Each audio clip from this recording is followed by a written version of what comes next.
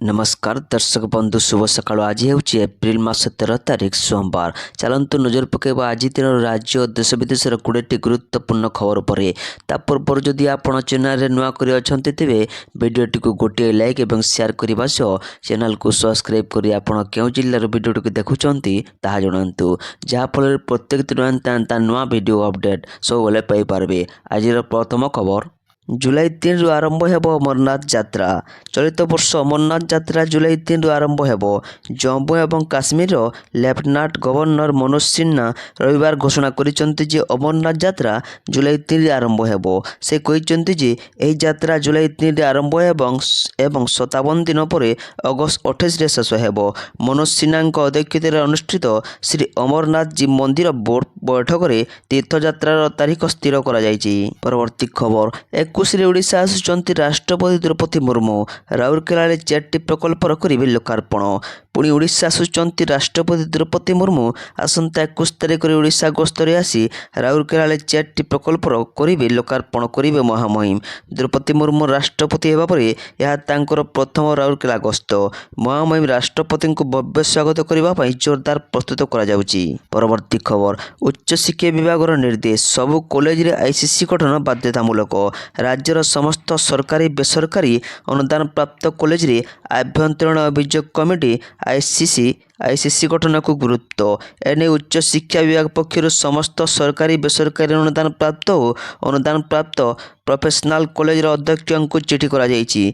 जे शिक्षानुष्ठान मानकरे ICC रही किपरि कार्यक्रम करुछि तार सविशेष तथ्य मागिछि विभाग। 7 दिन मध्य अर्थात 17 तारिख मध्य यार रिपोर्ट दाखल करने को निर्देश दिया जायछि। परवर्ती खबर, प्रधानमंत्री नरेंद्र मोदी लोकसभा एवं राज्यसभा सांसदों को एक चिठी लिखिछंती।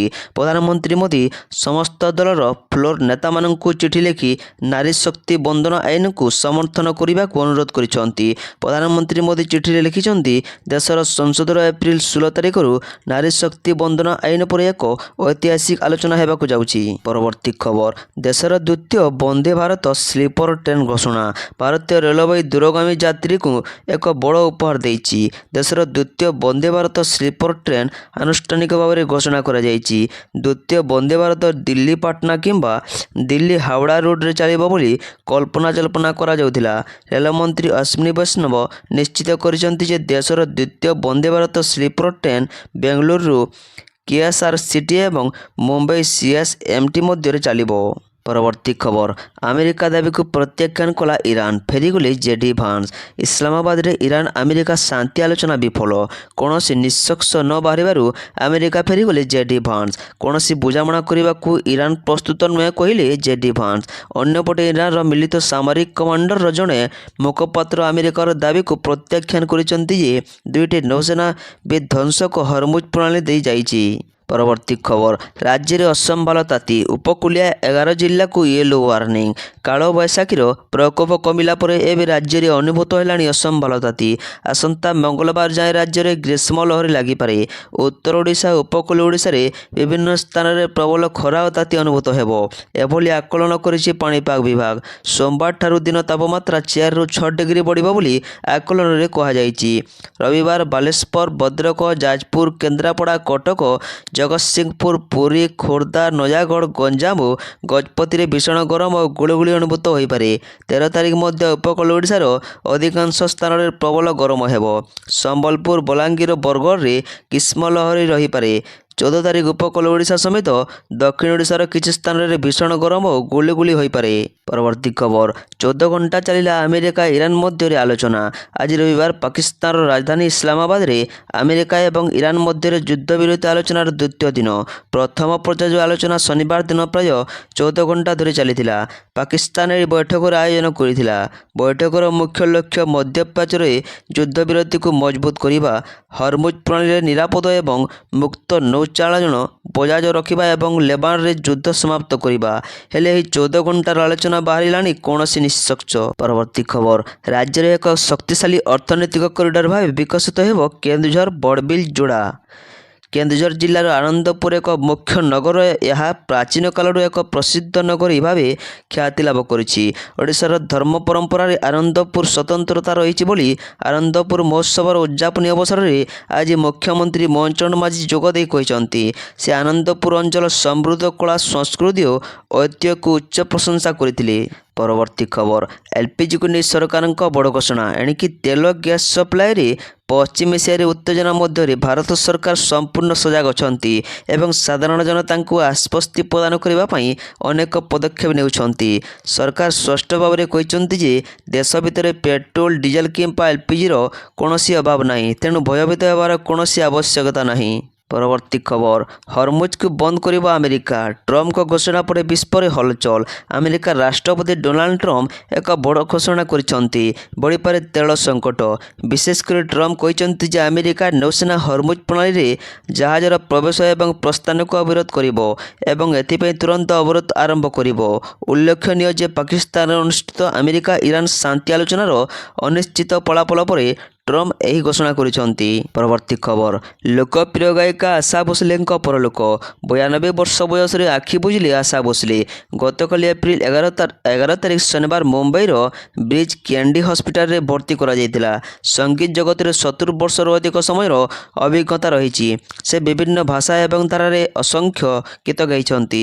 ସେ ପଦ୍ମବିଭୂଷଣ ଭଳି ଅନେକ ସମ୍ମାନ ଲାଭ କରିଛନ୍ତି। ପରବର୍ତ୍ତୀ ଖବର, ଆନନ୍ଦପୁର ହେଉଛି ଜ୍ଞାନ ଆହରଣ କ୍ଷେତ୍ର। କେନ୍ଦୁଝର ଜିଲ୍ଲା ଆନନ୍ଦପୁର ଏକ ମୁଖ୍ୟ ନଗର। ଏହା ପ୍ରାଚୀନ କାଳରୁ ଏକ ପ୍ରସିଦ୍ଧ ନଗର ଭାବେ ଖ୍ୟାତି ଲାଭ କରିଛି। ଓଡ଼ିଶାର ଧର୍ମ ପରମ୍ପରାରେ ଆନନ୍ଦପୁର ସ୍ୱତନ୍ତ୍ରତା ରହିଛି ବୋଲି ଆନନ୍ଦପୁର ମହୋତ୍ସବର ଉଦ୍ଯାପନୀ ଅବସରରେ ମୁଖ୍ୟମନ୍ତ୍ରୀ ମୋହନ ମାଝୀ କହିଛନ୍ତି। ସେ ଆନନ୍ଦପୁର ଅଞ୍ଚଳର ସମୃଦ୍ଧ କଳା ସଂସ୍କୃତି ଓ ଐତିହ୍ୟକୁ ପ୍ରଶଂସା କରିଥିଲେ। ପରବର୍ତ୍ତୀ ଖବର, ଚଳିତ ବର୍ଷ ଏପ୍ରିଲ 16ରୁ 18 ତାରିଖ ଦେଶରେ 25 ବର୍ଷର ଅମୃତକାଳର ସବୁଠାରୁ ଗୁରୁତ୍ୱପୂର୍ଣ୍ଣ ଅମୃତବେଳା ହେବାକୁ ଯାଉଛି ବୋଲି ଗଣମାଧ୍ୟମକୁ ସମ୍ବୋଧନ କରି ଓଡ଼ିଶାର ଉପମୁଖ୍ୟମନ୍ତ୍ରୀ ପ୍ରଭାତୀ ପରିଡ଼ା କହିଛନ୍ତି। ସଂସଦରେ ତ୍ରିଦିବସୀୟ ମାତୃଶକ୍ତି ବନ୍ଦନ ଅଧିନିୟମ ଉପରେ ବିଶଦ ଚର୍ଚ୍ଚା କେବଳ ଦେଶର ନାରୀ ଶକ୍ତିକୁ 2029 ମସିହାରେ ସଂସଦ ବିଧାନସଭାରେ ଏକ ତୃତୀୟାଂଶ ସଂରକ୍ଷଣ ଦେବ ନାହିଁ, ବରଂ 2047 ମସିହାରେ ବିକଶିତ ଭାରତର ସ୍ୱପ୍ନକୁ ସଫଳ ରୂପାୟନ କରିବାର ଆଧାରଶୀଳ ହେବ। ପରବର୍ତ୍ତୀ ଖବର, ସବୁ କଲେଜରେ ଆଇସିସି ଗଠନ ବାଧ୍ୟତାମୂଳକ। 7 ଦିନରେ ରିପୋର୍ଟ ଦାଖଲ କରିବାକୁ ନିର୍ଦ୍ଦେଶ। ସମସ୍ତ ସରକାରୀ ବେସରକାରୀ ଅନୁଦାନପ୍ରାପ୍ତ କଲେଜରେ ଆଭ୍ୟନ୍ତରୀଣ ଅଭିଯୋଗ କମିଟି ଆଇସିସି ଗଠନକୁ ଗୁରୁତ୍ୱ ଦିଆଯିବ। ଯେଉଁଠି ଆଇସିସି ନାହିଁ ସେଠାରେ ତୁରନ୍ତ ଗଠନ କରିବାକୁ ନିର୍ଦ୍ଦେଶ ହୋଇଛି। ଏଥିସହ ସମସ୍ତ କଲେଜକୁ ଆଇସିସି କମିଟିର କାର୍ଯ୍ୟକାରୀ ତଥ୍ୟ ପ୍ରଦାନ କରିବାକୁ ନିର୍ଦ୍ଦେଶ ଦିଆଯାଇଛି। ଏନେଇ ଉଚ୍ଚଶିକ୍ଷା ବିଭାଗ ପକ୍ଷରୁ ସମସ୍ତ ସରକାରୀ ବେସରକାରୀ ଅନୁଦାନପ୍ରାପ୍ତ ଓ ଅଣ-ଅନୁଦାନପ୍ରାପ୍ତ ପ୍ରଫେସନାଲ କଲେଜର ଅଧ୍ୟକ୍ଷଙ୍କୁ ଚିଠି କରାଯାଇଛି। ପରବର୍ତ୍ତୀ ଖବର, ଅକ୍ଷୟ ତୃତୀୟାରେ ଆରମ୍ଭ ହେବ ରଥ ନିର୍ମାଣ। ରଥଖଳାକୁ ନଜର ରଖିବ 14 ସିସିଟିଭି। ଆସନ୍ତା 20 ତାରିଖରେ ଅକ୍ଷୟ ତୃତୀୟା। ଏହି ଦିନଠାରୁ ରଥ ନିର୍ମାଣ ପ୍ରକ୍ରିୟା ଜୋରଦାର ହେବ। ଏଥିନିମନ୍ତେ ଶ୍ରୀମନ୍ଦିର ନିକଟ ରଥଖଳାରେ ଶିବିର ନିର୍ମାଣ ହେଉଛି। ଛାଇରେ ବସ ବିଶ୍ୱକର୍ମା ମହାରଣା, ରୂପକାର ଓ ଅନ୍ୟ ସେବାୟତମାନେ ରଥ ନିର୍ମାଣ କରିବେ। ଚଳିତ ବର୍ଷ ରଥଖଳା ସୁରକ୍ଷା ନିମନ୍ତେ ପ୍ରଶାସନ ଅଧିକ ତତ୍ପରତା ଦେଖାଇଛି। ପରବର୍ତ୍ତୀ ଖବର, ସୋମବାରଠାରୁ ଶ୍ରୀମନ୍ଦିର ଭିତରେ ରତ୍ନଭଣ୍ଡାରରେ ଗଣତି କାର୍ଯ୍ୟ ଆରମ୍ଭ ହେବ। ଏନେଇ ଏକ ପ୍ରସ୍ତୁତି ବୈଠକ ରବିବାର ଶ୍ରୀମନ୍ଦିର କାର୍ଯ୍ୟାଳୟରେ ଅନୁଷ୍ଠିତ ହୋଇଯାଇଛି।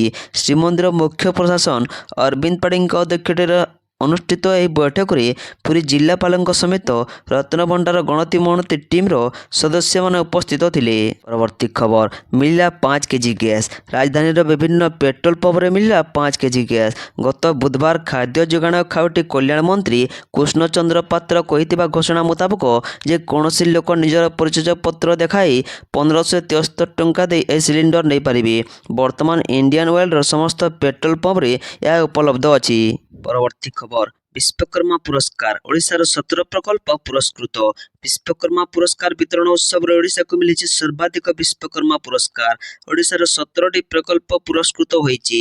ଓଡ଼ିଶା ସରକାରଙ୍କ ଦ୍ୱାରା ଆବେଦନ କରାଯାଇଥିବା 10ଟି ପ୍ରକଳ୍ପକୁ ମିଶାଇ ସର୍ବମୋଟ 17ଟି ପ୍ରକଳ୍ପକୁ ବିଭିନ୍ନ ବିଭାଗରେ ପୁରସ୍କୃତ କରାଯାଇଛି।